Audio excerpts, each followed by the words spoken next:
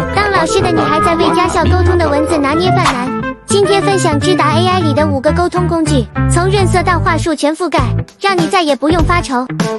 润色扩写，自己随手打的沟通草稿表达直白，怕语气不合适，丢进去就能优化成清晰得体的书面表述，分寸感更稳妥。第2个高情商回复，遇到家长咨询情况，怕说浅了讲不清，说重了引误会，把你的核心意思输进去，就能生成得体的沟通话术。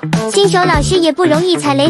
3批量学生评语，期末阶段性写评价的时候，不用再搜肠刮肚凑句子，设置好方向就能生成差异化内容，能省下大段文字功夫。4家长通知，发放假活动提醒的时候，不用怕漏信息，写不规范，简单说清事由，就能生成完整通知框架，直接就能用。